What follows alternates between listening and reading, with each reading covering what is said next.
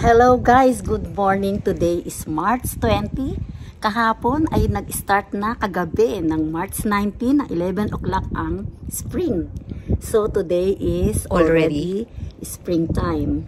Pero ang gusto kong gawin ngayon ay update ko kayo sa mga pananim ko dito sa backyard. Samahan nyo ako at huwag kayong alis hanggang matapos. Go, go, go! First of all, gusto ko kayong i-update sa aking ranunculus. Look, ayan o, meron na siyang maliliit na leaflets. Ayan. Bali, 4 yan eh. Wala pa yung iba. Ayan siya. So, that is ranunculus update. Ito naman guys, ang update ko sa inyo sa aking sinya. Ayan. Meron na siyang mga leaflets na tumutubo after 10 days. Ayan siya. So, abangan natin ang kanyang paglaki at pamumulaklak. Bisitahin muna natin ang tanim kong tulip bulbs. Ayan. Dinidiligan ko siya ng paunti-unti. Ayaw niya na masyadong maraming tubig. Hindi pwedeng mababad siya sa tubig. So, ayan na siya. At wala pa siyang sumusulpot na something or dahon. Okay? Ito naman ang update ko sa inyo sa tulip bulbs na tinanim ko. Ayan, meron na siyang mga leaflets. Ayun. Ayun, sumusulpot na. Ayun. Pero ito, wala pa. Wala pa siya. Antayin natin. Ayan pa. Antayin na lang natin yung kanyang bulaklak. Ito pa. Ayun. At guys, exciting. It's awesome. Ang ganda na ng mga tulips. Oh, look. Yung update ko sa inyo ng tulips ay ayan na. Yung dati pa, yung pinakita ko sa inyo na tumutubo pa lang umpisa. Since it's already springtime, ayan na. Dahil springtime na, nagsulputan na ang mga bulaklak. Ayun. Pero kahit kailan, 2 years na siyang sumusulpot-sulpot. Kahit kailan yung orange color ay huli. Yun dun sa dulo. Ito. Ayan. Lagi siyang huli. Ayaw niyang magpakita yung orange na yan. Masyadong pakipot. Pero etong purple at saka white, ayan, very happy oh. Sa saliw ng hangin, sila ay sumasayaw-sayaw. Yan. Yan ang update ko sa tulips.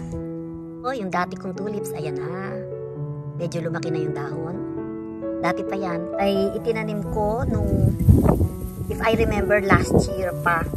Pero sa plant box ko siya itinanim. And then, hindi siya tumubo. Ang ginawa ko, kinuha ko siya dun sa plant box, inilipat ko siya dito.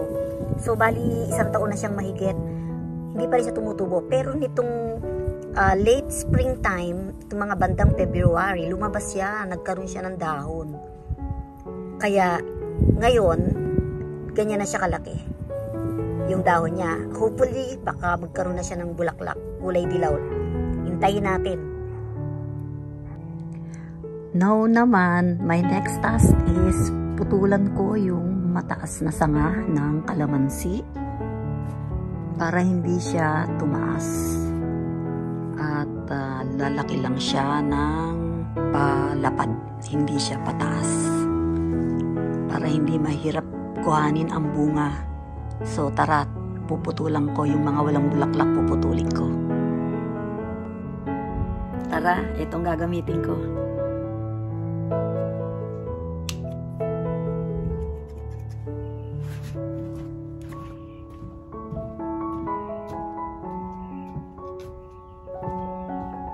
Alam nyo guys, magmamarites muna ako sa inyo habang nagugupit or nagpuputol ako ng sanga ng kalamansi. Para hindi kayo mainip sa panunood ng pagpuputol ko ng kalamansi ay magmamaritesan muna tayo. Ako ay 5 taon na dito sa California. At ang ginagawa ko para hindi ako mainip, nagga-garden ako nagluluto at saka paminsan-minsan ay namamasyal. Pero most of the time, nag-aalaga ako ng apo ko. Dumating ako dito, 3 taong gulang pa lang ang aking apo. Pero ngayon siya ay 8 taon na. So 5 years ko na siyang inaalagaan. At saksakan na siya ng smart boy. Ngayon, madalas pag lumalabas ako dito, ang ginagawa ko ay nag-garden ako para hindi ako mainip. Noong una, itong backyard ay kokonti lang ang mga pananim. Ako na ang nagbigay ng idea para magkaroon ng mga halaman na iba't iba at nag-style ng kung ano ang saan ilalagay yung mga halaman na nabili nila. Nagpabili ako sa kanila ng plant boxes at nung unang taong ko dito, tinaniman ko iyon ng mga gulay. Pero yung mga gulay na yun ay binili lang namin na yung nakatanim na siya. Pero young plant pa lang siya at kami na or ako na ang nag-alaga para magkaroon ng bunga gaya ng talong, kamatis, pipino at sili at yung kamote na kamoting talbos, pinatubo ko siya at saka iba't ibang klase ng sili, may presno, may bell pepper, ayun. Sa loob ng 5 taon na pag-stay ko dito sa California ay hindi ako nakaramdam ng pagkainip. Lalo na nung nagkaroon ng lockdown ang COVID. Andito lang naman ako sa bahay at ang pinagtuunan ko ng pansin at naging libangan ko lalo na nung nag-start ang pandemic, ang COVID-19 pandemic ay ang naging libangan ko ay ang pagbablog. Natuto ako mag-vlog kaya ang mga naging content ko ay kung ano yung mga ginagawa ko dito, gaya ng paghahalaman, gaya ng pagluluto, at saka yung pamamasyal ng apo ko kasama ako. Siyempre, ibinablog ko na rin yung mga lugar kung saan kami nagpupunta. So, yun yung malaking bagay sa akin na hindi ko naramdaman ang pagkainip, yung pagbablog. Meron pa uli ako nakita at pinipigilan na nga ako ng anak ko, bakit daw ako nagbablog? Wala naman daw nangyayari sa pagbablog ko. Nag-aaksaya lang daw ako ng panahon at nag-aaksaya lang daw ako ng kuryente. Sabi ko naman, ito na nga lang yung libangan ko, kaya okay lang. Bibigyan na lang daw niya ako ng pera. Yun na lang daw ang ibabayad niya sa akin. Wala naman daw akong kita sa pagbablog. Sabi ko, it's not the money that I want to have in this vlogging activity. Gusto ko lang talagang malibang at saka sa pagbablog ko marami akong nakikilala at marami din akong natututunan gaya ng kung paano gumamit ng gadget, kung paano mag-edit. So marami akong natutunan sa pagbablog. At isa pa, naisip ko, ang pagbablog ay isang documentation.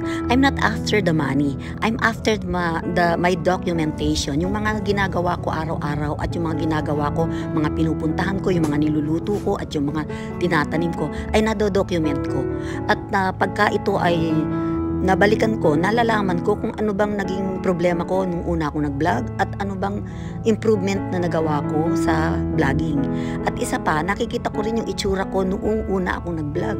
Na kung ano ba itsura ko noon before at sa ngayon. At aking napapansin na syempre nakikita ko kung ano nang nangyayari o pagbabago sa itsura ko, sa mukha ko, sa hair ko, sa skin ko. Magandang bagay yun. At yun ang ikinatutuwa ko. Kasi minsan binalikan ko yung mga luma kong video, nakakatawa. Parang gusto kong magbigay ng tawag doon, yung review.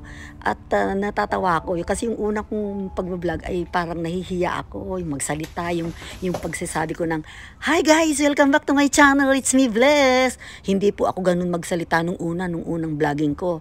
Ang sabi ko, "Hi guys, welcome back to my channel, it's me, Bless." Kaya parang tawan-tawa ako nung pinanood ko yung mga unang blinablog ko. So, yan po ang mga ginagawa ko dito. Yan ang marites ko sa inyo, okay?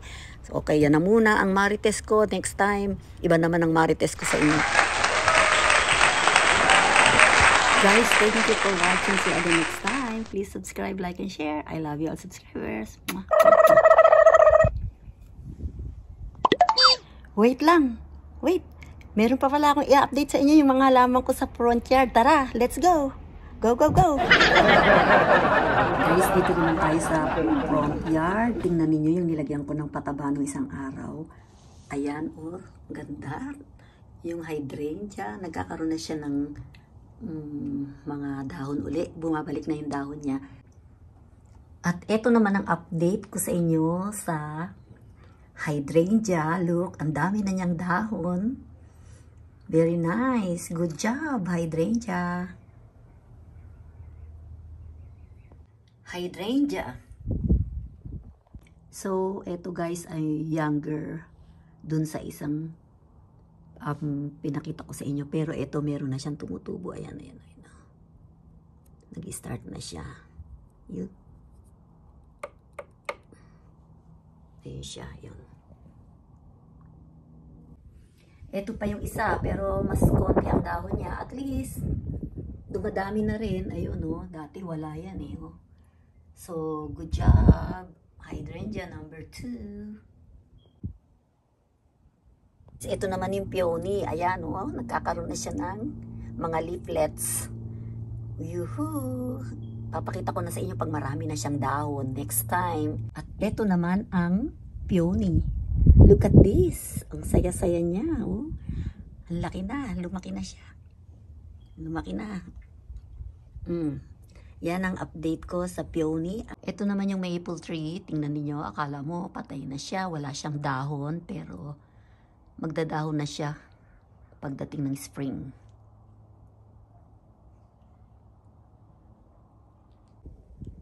At dahil springtime na, ang maple tree ay nag-i-start na siyang magdahon. Ayan, oh.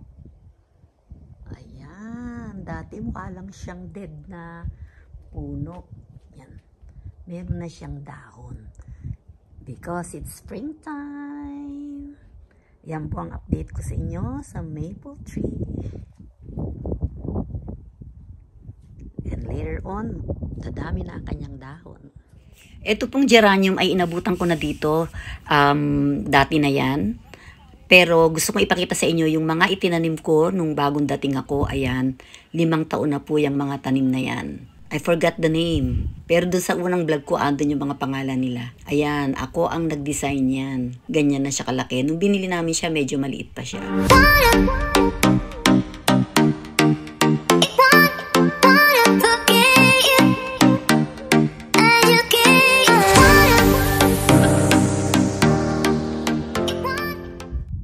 Tsaka ito pa, yung mga nakahilerang halaman na yan. Ayan, yung tumaas na siya. Dati ang liit pa niya. Ako din ang nagtanim niyan. Ayan. Binili din namin yan, maliit pa. Ako ang nag-design. Pero nung binili namin yan, ano na, tubo na siya, nakatubo na siya. Kaya ako lang nag-design na ganyan yung ano niya, pagkakasunod-sunod. Thank you for watching. See you again next time. Please subscribe, like, and share. I love you all subscribers.